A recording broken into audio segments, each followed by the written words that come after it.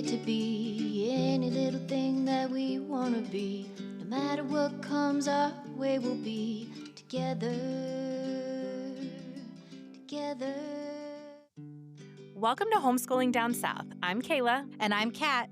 We're two Southern homeschooling mamas sharing real talk, resources, and inspiration for life and learning in the Southeast. Each week, we'll chat with inspiring voices in the homeschool community, highlight must-see nature spots and field trip gems, and share resources from across the region. Whether you're new to homeschooling or a seasoned pro, pull up a chair and join us as we celebrate the joy, freedom, and community of homeschooling down south. We'll laugh together, we'll learn together, find the joys in life together, give each other grace and Welcome back to Homeschooling Down South. We're so excited you're here. Hey, y'all. We are talking about our Georgia state parks today, but I feel like wherever you live, there is a reason to check out your state parks because a lot of the things we're going to talk about today, I know state parks in Tennessee that do these kinds of things. I know state parks in Alabama that do. I'm sure that even if you're not living in the Southeast, your state parks are doing some cool things that you can utilize as homeschoolers.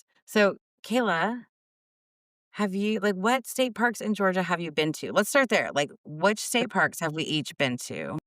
Okay, so I will preface this with, as I have said before, I am more outsidey than outdoorsy. And some state parks are better for that than others. They are, but I will say I went to Vogel growing up as a kid because that's where we had family reunions. And so very familiar with Vogel. I went to Amicalola Falls in college. For those who don't know, I was a sorority girl. And my sorority actually did sisterhood retreats at Amicalola Falls because they have a lodge there as well. And then I think that might have been the only ones I went to prior to, here's what changed the game for us. When we got our camper, then it was we can camp at state parks. And so we camped at FDR. We camped at Tallulah Gorge, which is gorgeous. Yes, it is. And since then, since getting the camper and kind of being aware more of the state parks, my husband, he's the more outdoorsy one. And so he likes to take the kids, he's taken the kids to Sloppy Floyd, and we are dying to go to Cloudland Canyon. We want to go so bad, but we had booked it one weekend with the camper, and then there was an ice storm, and I've heard that the roads are a little bit windy getting up there with a camper. Windy. Yeah, and so we don't want to do that with a camper for the first time. So we're talking about just making a day trip up there and checking it out. So yeah, we've done some camping. It's been fun. Nice. Well, if you're thinking about doing a day trip to Cloudland Canyon, then some of the stuff we're going to talk about is going to be helpful for you kind of thinking through what that might look like. We also haven't made it to Cloudland Canyon, truly. We've driven up and we were on a trip to Chattanooga once when we lived down in Atlanta, and we stopped there because I knew it would be beautiful for our bathroom break. Yeah. This was years ago before my son was born. And then we actually have driven up there and down the other side, and it is very windy down into Trenton. So, but we have not actually made it. Last fall, we camped in Trenton, and we had a plan of going to Cloudland Canyon for the day. But once we were set up in the campsite, we just didn't want to go anywhere. And so we didn't make it. But I want to go do a day trip there as well. So we'll talk through that. Okay, I've got the map pulled up. A field trip? Ooh, I like that. Let's do it. That would be fun. I've got the map pulled up so that I don't forget where I've been. And we have a map on our wall of the Georgia State Parks and where we actually tick off each one. So we have a goal of going to them all. We have a pass, which I recommend if you're in Georgia getting the state park pass because you can then park at any of them for free. And in some of the parks, there's some additional benefits. And it just makes it easy to say yes. Even if you're on a road trip, it makes it easy to just say, this is where I'm going to stop because I can park there. And then I know that there's a restroom and a beautiful place to sit and have a picnic lunch. So I highly recommend the State Parks Pass in Georgia. So we have been to Sloppy Floyd, which is also on the map. It's James H. Floyd, but around here, everyone calls it Sloppy Floyd. We've also been to Vogel as well, and we've been to Tallulah Gorge. We've been to Amicalola, and we've been to Smith Gall Woods, which is a really special one that I'm excited to talk about. I've never even heard of that one. It's It's unique. It's not like the other parks. So Okay.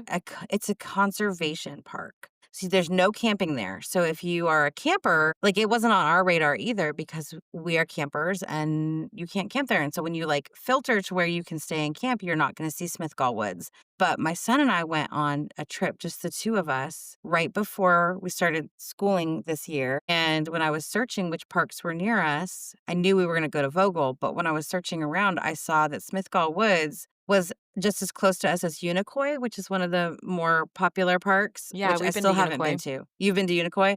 I haven't been Mhm. there yet.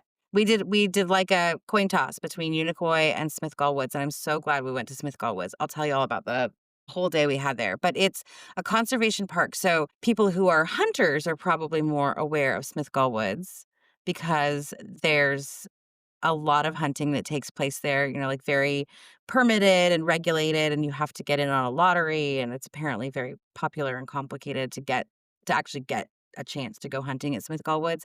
But then there's also a lot of science and research there. So, like, the University of Georgia does a lot of their environmental research at Smithgall Woods, and then like there's people doing bee research and tree research, and it It's was a really cool. fascinating day there. And then the one that I actually have the most experience with is Red Top Mountain. Like I call that my son and I we call that our state park. That's where we go the most often. So if you are in Georgia, you know that we're really talking about like this northwest corner of the state. And there's certainly so many more that are on my bucket list. But for the purposes of homeschooling, this is really what's cool about state parks is being able to go to ones that are within like an hour or two of you and using them as part of your homeschool. So Yeah. that's where we're gonna like really focus our conversation today. So I'm trying to think like where is the best place to start? Well, Which of let's start those? at Red Top because Okay. Red Top was on my list of ones. We've been to Red Top so many times. I have scars on my knees from falling in the gravel at Red Top. We've been to Red Top so many times. And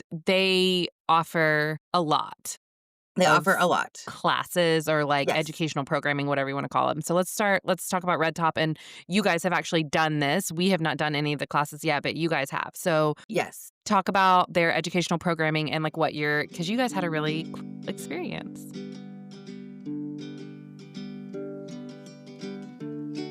We've had several cool experiences at Red Top. So all the state parks offer classes or programs or, like ranger led events, but Red Top has like significantly more than the average. And they intentionally market to the homeschool community. So if you follow Red Top State Park on Facebook, they have homeschool Wednesday classes and they are different age groups and different kinds of things. So, like, the one that my son wants to do the most is archery, and you have to be 8 or older. So we're not there yet. He's gotta wait. He's gotta wait. We'll see if he's still into archery by the time he gets to be 8, because this is all about Robin Hood, that he loves archery. So I love it. if he still loves Robin Hood at 8 years old, then I'm sure he'll want to do those. But they have like compass classes, they have fishing classes, they have survival shelter building classes, how to build a fire. They have just all kinds of outdoor skills. Are there costs associated with them? Yes. So Okay. besides the parking fee, if you don't have a pass, they all have different costs. And depending on the class is what determines the cost. So they're not all the same price. Like the compass class, I think was $5. But then they also like do an arts and crafts class that we have not done before. And it's it's a little bit more money because I think the craft supplies. So I think it's like $8. But I have not seen anything more than $10 per person. That's amazing. They're yeah, they are affordable. We went and did Fishing 101, and we were the only people there that day, and so we basically got my son got a personal like, a one-on-one lesson in fishing, and it was great for me too because I was just watching, but I was able to learn what I need to do to help my son go fishing because it was just us with the ranger, like, he just gave us all kinds of this wealth of knowledge of different kinds of fish and different things about fish conservation. It was incredible. It's the kind of thing that you would expect to pay. like $100 for a lesson, and we got it for $5. And that was one of the Wednesday homeschool classes, right? It was a Wednesday homeschool class, yes. Okay. And, you're at the beautiful state park, and it was just peaceful and wonderful right there on Lake Allatoona. We've also done their survival shelter building class, which was great. It was also one of the ones that was marketed to homeschoolers, but it was like right at the transition from spring to summer. And so there were also campers who came to that class. And that was actually really cool because I got to see it was my son and then a teenage boy and his dad. And they just really Fun. embraced my son and helped him along, and he helped build they learned first how to build a shelter that is like close to the ground that you could sleep on. So it wasn't as much a shelter as it was like a bed, like making a hammock out of sticks and tarps, and then you would like cover yourself. And then they also built like more of a long-term shelter if you thought, well, I'm going to be here for a while. And then how would you use fire to heat that shelter but not catch it on fire? And he taught my son about how to lay the sticks in different angles and how to use the pine needles to like insulate the stick shelter that they had made. It was really cool. My son really enjoyed that one. We've done the compass class, and that was fascinating for me. I realized I thought I knew how to use a compass, and I didn't. And it's a good thing I've never needed to use one in an emergency situation because I would have probably gotten us lost. But yeah, he taught us how to do the math that is required to manage the compass, and then all the skills of like how to hold the compass properly. And then we all got these like test sheets, and there were trees with numbers on them, and you basically like were quizzing yourself to see if you could get to the trees in the right order with the right paces between trees. It was fascinating and a little complicated. I feel like Yeah, it sounds complicated. we probably need to take it again. It started to rain towards the end, and so we kind of got rushed at the end. I would have liked to ask a lot more questions.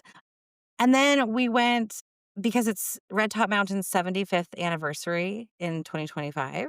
We went to a special date that they had where they were doing these historic hay rides. And we went on a hay ride on the Iron Hill Trail and learned all about the mines that used to be right around Lake Allatoona, a bunch of the history of how this land was part of the Civil War, a bunch of history about the creation of Lake Allatoona with the CCC coming in and making the dam there.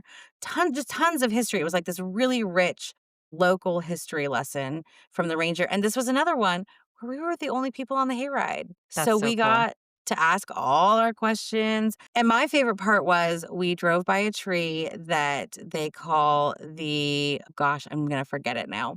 The fancy lady or I don't know, the lace.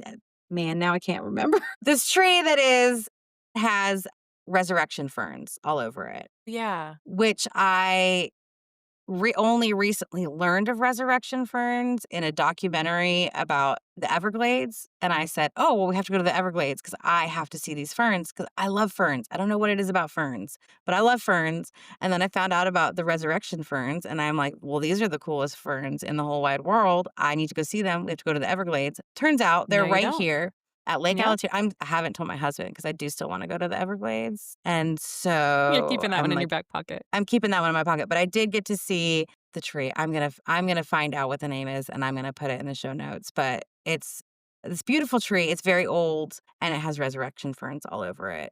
It's cool.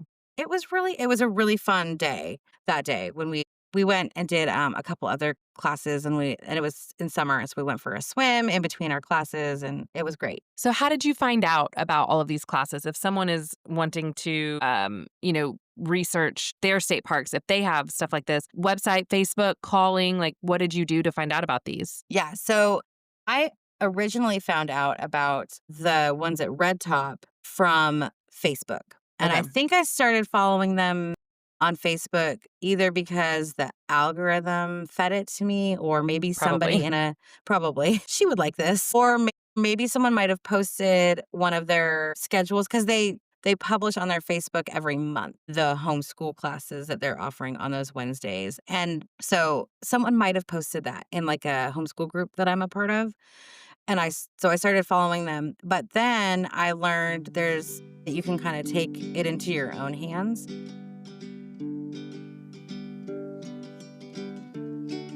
So I learned that you can go on the Georgia State Parks website, and near the top of the page, there's a link called All Events. And if you do that, you're now looking at a list of all of the events across all the state parks. That's awesome. But you can filter. So you can filter to a distance within, whatever your radius that you're comfortable with is. You can then look in specific cities. You can choose the month that you want to go to. And you can even narrow it down to the park so that if Nice. you're just specifically looking for red top. Now, I've been doing this for a while to see what cool things are going on. Like, for example, Amicalola Falls on Fridays, every Friday, has a animal wildlife encounter. We haven't made it to that yet, but it's like, Cat's field trip. Love animal encounters. I keep it in my pocket though for because we usually try to make Fridays our adventure day in our homeschool. And so we haven't had a free Friday since I learned this. Girl. But we will, I think, I hope, Maybe. I pray.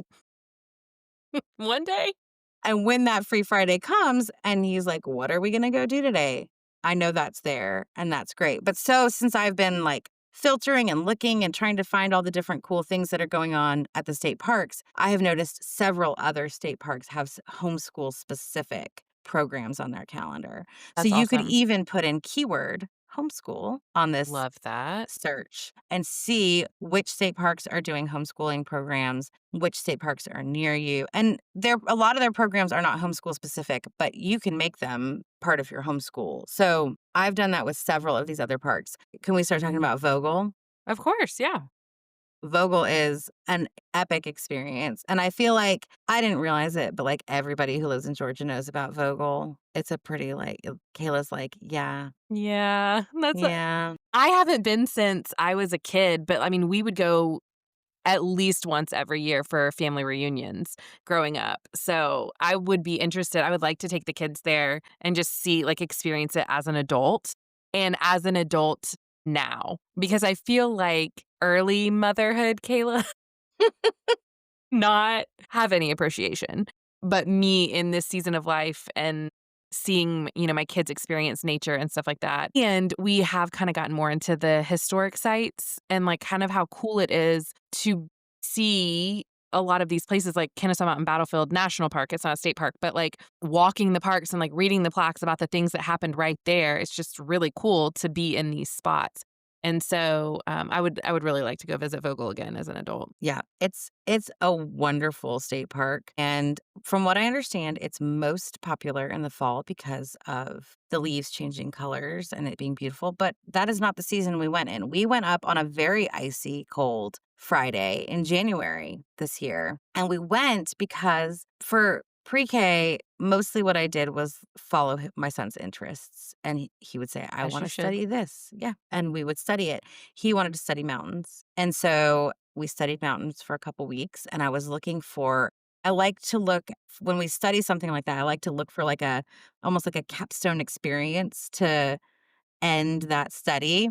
And so I was like, I'll take him to Brasstown Bald, was my original thought, because Brasstown Bald, for those who are listening and don't know about Georgia geography, which is okay, because I didn't until very recently either, Brasstown Bald is the highest peak in the state of Georgia. And so that was my thought. We'll go to Brasstown Bald. And it was 2 days before that I realized Brasstown Bald closes in the winter. You can go and hike from the very bottom to the very top, but you can't drive to the parking lot that's near the top. So I started looking around, well, what's nearby? What can I do? And I started reading about how from Vogel State Park, you can see most of the highest peaks in Georgia. So we drove up there. It was wonderful because it was so cold. There were not very many people out that day. And we hiked. There's a great waterfall that's very accessible. A lot of the waterfall trails are brutal. Yeah. But this waterfall trail is super accessible in Vogel. It's got a lake. It's a gorgeous hike around the lake. And that waterfall is right at the halfway point. And it's amazing because you really are standing in a spot where you can see some of the tallest peaks, but you didn't have to get to an elevation. You didn't have to climb with your child up really Right. tall mountains to get to have that viewpoint. And it was just a wonderful, lovely day. And we liked it so much that we decided we were going to go back in the summer and see it at a different season. And so on that trip that I mentioned earlier, where it was just my son and I this summer, we went with very little actual, this is what we're going to for sure do. We had 2 things on our calendar that were set in stone. And one of them was we're going to go swim at Vogel. And we did. And it was so interesting because it was packed, right? It was the end or beginning of August, and it was just packed, so different from when we had been there before. And they actually had, when we were there, they had been doing construction on their visitor center. They have a brand new visitor center just opened. It's immaculate. And we did a little bit of the hike. It was hot, so we didn't go all the way around, but we swam. We talked about how different things looked from when we were there in the winter to now in the summer. We talked about how the mountains the peaks that we looked at still look the same. It just was really good conversation. And I like things like that where it just kind of flows and it doesn't feel like I'm forcing a lesson. Right. We're just observing Right. and then making conclusions about those observations. It's great. I highly recommend Vogel. So Smith Gall Woods is probably the good transition point from here because it was on that same trip. It was actually Okay. that same we went to Smith Gall Woods. We drove, that's right. We drove from Smith Gall Woods to Vogel, which was about a 30-minute drive. There's that little pocket up there where a bunch of state parks in Georgia feel like they're all just 30 to Mhm. 45 minutes away. So Smith Gall Woods, we went there because when I was on the website filtering through events and I put in the town of the Airbnb that we were staying in and looked at what events were going on at the state parks nearby. Smith Gall Woods was having a sunflowers and selfies festival. Aw, So that's so fun. we went and checked it out, like completely blind, knew nothing about this state park, had done zero research about it. And we headed out to Smith Gall Woods. And it was a lovely event. They do it for 2 weekends in August every year. And it's hosted by the Friends of Smith Gall Woods organization. We got there and they had just like a bunch of fun, like sunflower related activities and like summer activities. They had cornhole and they also had things for sale. Like there were live native plants that you could buy. They also had like sunflower crafts that local people had made, different makers had made. We started out by going inside the visitor center and there's actually a free little like educational room that has animals to look at. Like it far exceeded my expectations from a state park I'd never heard of. It was great. That's so cool. And then for an addition, I mean, so there's the parking. There was a $5 fee for the hayride that day. And again, it goes to the Friends of Smith Gall Woods. So we went on the hayride, and the woman who was leading it was just, I mean, she has so much Smith Gall Woods information and knowledge. She knew the answer to every single question. Her husband was driving the truck. She was mic'd up and telling us all the things. It wasn't just about the sunflowers. It was about all kinds of information about Smith Gall Woods. And so you could also skip the hayride and you could hike up to the sunflower field. We took the hayride mostly because my son never passes up an opportunity to like ride a pickup truck, a tractor, a trailer. That's his jam. So there's a covered bridge there that's very beautiful. And so we went all the way up to the covered bridge. We learned all the information. We came back down and then we wandered through the sunflower field and it was beautiful. We did take selfies with the sunflowers. I love it.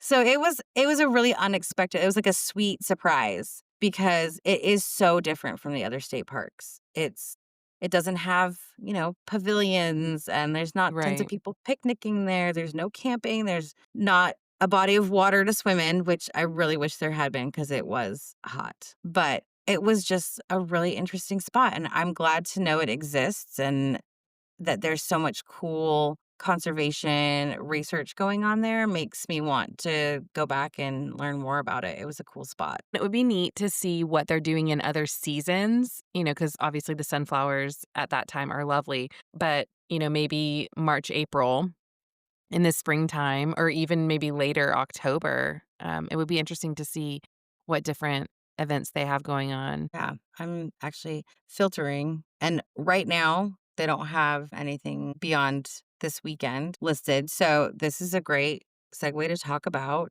the end of September, the last weekend in September across all the state parks, it's your state park day. And there is something going on at every single state park. And they're all different. So I went to my first one of these last September, and that's when we went to Sloppy Floyd Park. End of September on your state park day, they do like a big fishing rodeo event, again, hosted by the Friends of Sloppy Floyd State Park. And they had Bass Pro Shop out there letting you use fishing poles for kids specifically. It was a kids fishing rodeo. So we showed up there without a fishing pole or anything. We fished for a while. There was a rock climbing wall, like that they had brought in, not like rock climbing on the side of like a natural feature, but like the things that you see at events set up. Yeah. Yeah. That your kids could climb that. They had archery again for older kids, and they had different wildlife animal demonstrations. The time that we arrived, the snake guy was there. So Kayla, of course, that would have not been your hard pass. So wait, is it the last Saturday of every September? Yes. Oh my gosh, I love that. And I'm so bummed this Saturday is jam-packed for us. But I'm going to have to remember that for next year because that would be so fun. Yeah, and when you look, it's totally different things. So Sloppy Floyd, this is like their annual event. Like they do this event on that date, and it's really cool. It's just a really well-run event. I think they've been doing it for, I want to say the shirts last year were like the 23rd year or something like that. But different state parks have different things going on. Because I looked at our state park, Red Top, feels like our state park, and it's a cleanup day. So it's like a volunteer service day. And when I just looked at Smith Gallwoods, it was that for them as well. But like just skimming through what other parks are doing, there's, opportunities to volunteer and do work. A lot of them seem to have that kind of thing. But then there's ones that have special curated hikes. So I'm looking at Chattahoochee Bend State Park has a bring your canine on an autumn hike. So like they have a dog hike. And then they also have some other things going on, like a campfire laughter program that night. Like there's so one fun. that's Cloudland Canyon is doing art in the park. My daughter would love that. So, a lot of them are volunteering, but a lot of them are not as well. So FD Roosevelt State Park is doing a sunrise yoga. Okay, and let me just tell you, the views at that park are absolutely beautiful. And if the Little White House is also 20 minutes from the park, so you can go see that as well. But the views at this park are just stunning. And we'll try to find as many photos as we can from our experiences at these parks and put them in socials so you can check them out. But FDR is really, really pretty. 100% go back there. And their little visitor center is really cute too, because it's kind of like log cabin-esque, and there's like rocking chairs on the porch. And when you go in, it's like a little store, like a little old country store, I guess.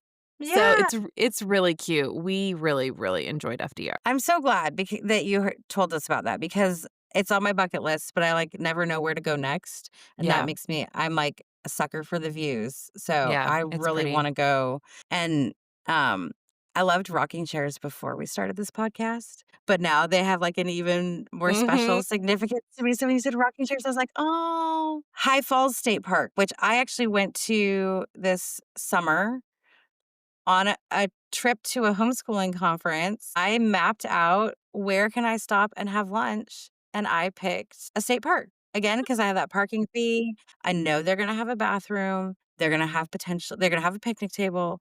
They're potentially going to have some beautiful views for me to look at. Now, the day that I drove to this particular conference was pouring rain, and so I didn't really get to enjoy the state park. I'm pretty sure I sat in my car and ate one of the bagels that Kayla made me and talked to you on the phone.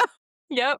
I was about to say, I remember us having a conversation while you were eating lunch. But I did see the falls, and they were epic and beautiful. But they just popped up as I was scrolling through. They're doing a fall photo scavenger hunt as part of their day. As I was scrolling through, I just saw something cool. A farm tour at General Coffee State Park.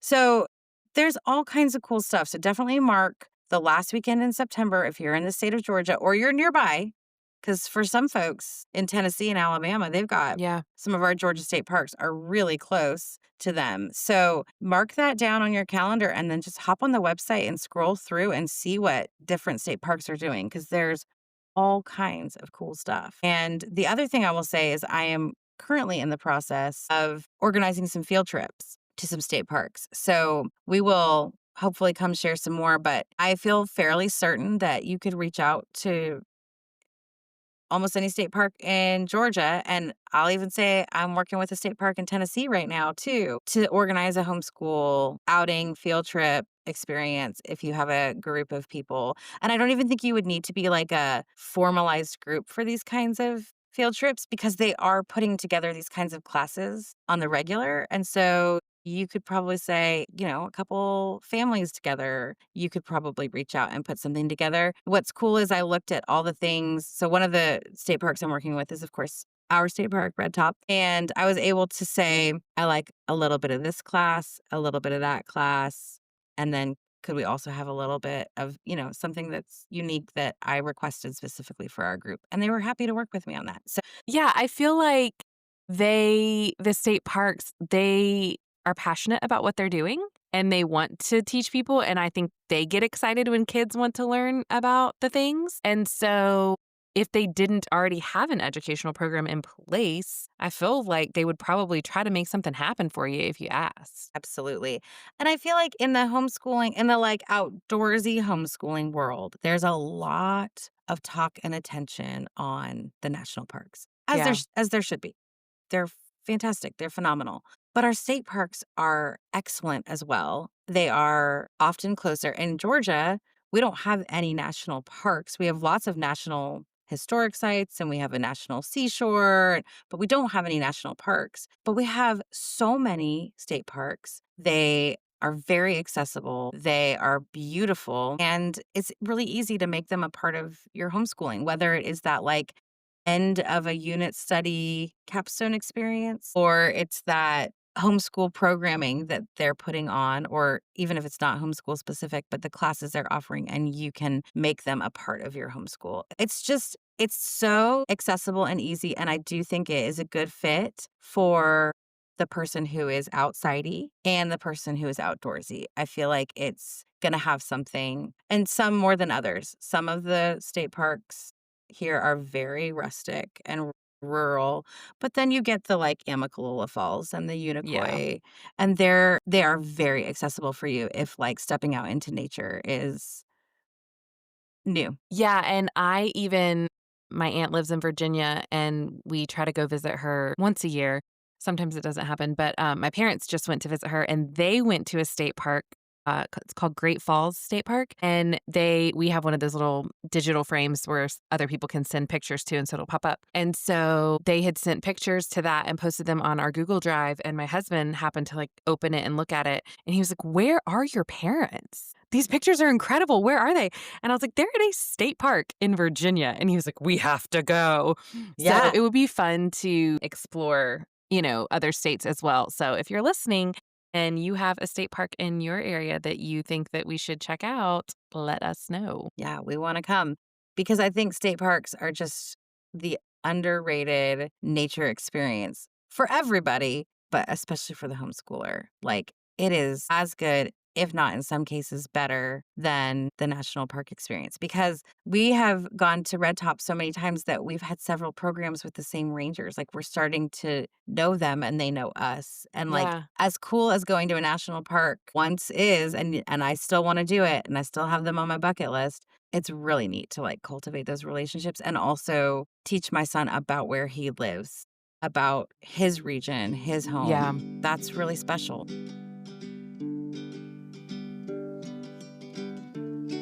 So do you have a homeschooling win from one of your state park visits that you want to share? I feel like I have too many homeschooling wins from our times at the state parks because we go so often. We are there probably once a month, if not more. So it's hard to pick one. But I think my win is when we took the hayride at Red Top and we were learning all this history. about the area, I saw my son be interested in history for the first time. And it resonated with me that the way that public schools teach history doesn't really like capture Yeah. their historical interest, that the way to get kids into history is to start with where they are Yeah. because that's where they're going to care. And Mommy, I want to learn about the mines that were here. We've talked about some of the other state parks that have mines and going to check those out. He wants to learn about the history of the CCC because of that conversation. And he just in general said, Mommy, I would really like to study more Georgia history this year. And we That's are, and awesome. it's kindergarten, so it's very Sure. gentle, but it's still like helping him understand the place that he is from, that he lives, but also just learning how to grasp what history is. And that was sparked on that hayride. And so it wasn't necessarily a win in that moment, but it was what that moment has meant over the last several months for our homeschool. Well, and I've said before, it makes a difference when you're experiencing something, you retain it better. It makes a difference. It's different than just reading it in a book or having someone tell you about their experience with it. When you are immersed in it yourself, for me at least, it makes more sense. I retain it better. And you have this memory tied to that knowledge that you now have. Yes. And so I think that it's really cool. It's not just a story you're reading in a book. He's seeing these places and these things in real life. So that's really, really neat that you get to have those experiences. Yeah. And I think he had the realization of that might have been where it clicked for him. People have lived here and done things on this ground for longer than I've been alive, for Yeah. longer than I can even think about, like further back than I can imagine, because there were even conversations on that hayride about the Native Americans who lived there before. And so like all of that's just started to come alive for him, that like Yeah. people have lived before me. And that's like, if you're going to be into history, you have to get that realization in your brain first, Yeah. which is hard as a kid. That's hard. Yeah. Yeah. So it was cool. It was very That's cool. awesome. I love that. Well, Kat, when you're not at the state parks, when you're online, where can they find you? I am posting all of my pictures while I'm at the state park at Recreating Camp on both Instagram and Facebook. And Kayla, where can they find you? You can find me on Instagram at scratchmadesimple_ and on TikTok at scratchmadesimple. And you can find us at Homeschooling Down South on all the things. And again, if you have a state park that we need to check out, if you have somebody that we need to talk to, or if you just want to say hi, send us an email at hello@homeschoolingdownsouth.com. And if you enjoyed today's episode, we would love a 5-star rating and review wherever you are listening. It really helps us get the word out to all our homeschool families. And we will see y'all next week. Bye, y'all. All this month, we're celebrating Sarah Ernst, creator of Wild Pickle Press and friend of the podcast. Sarah's books and music seek to empower kids. Visit Sarah's world of story and song at wildpicklepress.com, where you'll find uplifting, imaginative, and wonder-filled content for the whole family. Sarah says music is sticky, so make sure what sticks is good, and we're excited and thankful for Sarah's music to stick right here on the podcast as our theme song. We hope you enjoy it as much as we do.